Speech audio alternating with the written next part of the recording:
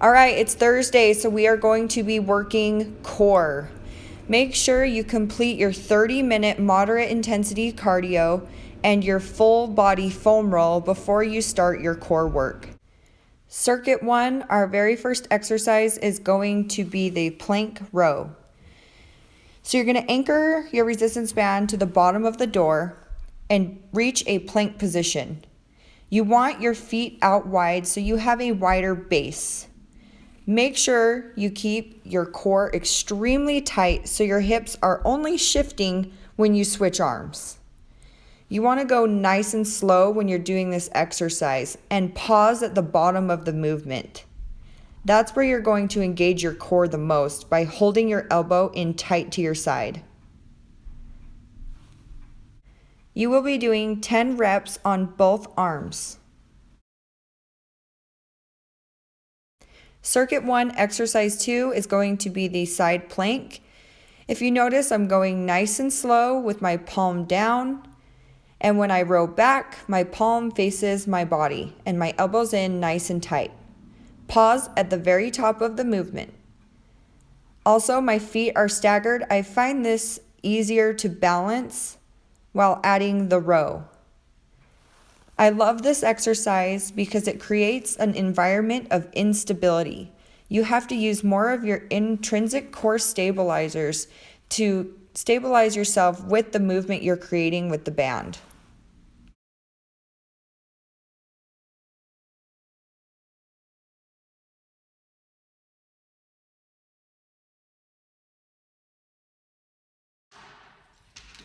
Kneeling torso twists. To position your body for this exercise, make sure that your hands are directly in front of the anchor point, aka the doorknob. The resistance band is going to be set at mid-length from the door. Whichever direction you're pulling, have that same knee up supporting you. Make sure you go nice and slow, doing half reps. So you see I pull all the way back and I just come halfway to the front. The third exercise in Circuit 1 is going to be mountain climbers. You're still going to have your resistance bands anchored to the door. Put on your ankle straps. Pull your body far enough away from the door that you have constant tension on the bands at all times, even when your leg is fully extended. This is how not to do it. You see how close I am? I'm actually slipping on the resistance bands and I have no resistance. Repeat this circuit 2 more times. And then head over to circuit number 2.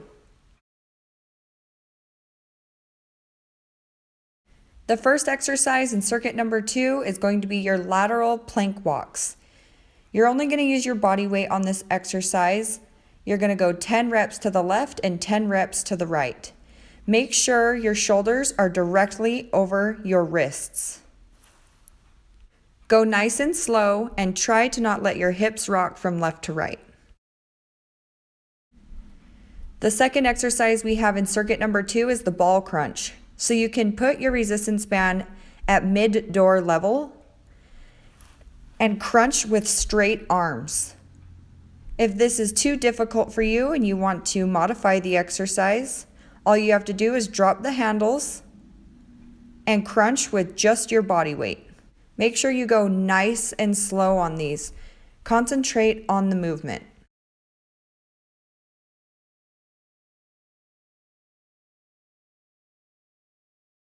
Third exercise in circuit number 2 is going to be the knee tucks. So I'm going to start with the most difficult version. You're going to tuck with only one leg. I absolutely love this exercise because it works your internal obliques, your external obliques, and your rectus abdominis at the same time. If you find this exercise too difficult, go ahead and drop to 2 legs on the stability ball. You're going to curl both legs in at the same time. Make sure you go nice and slow with this exercise.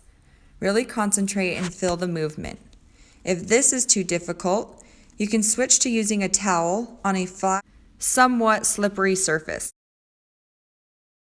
We're going to finish off the core circuit number 2 with our 4th exercise doing mountain climbers. Repeat the circuit 2 more times. Now it's time for the timed mile run. Make sure you record your results on your tracker.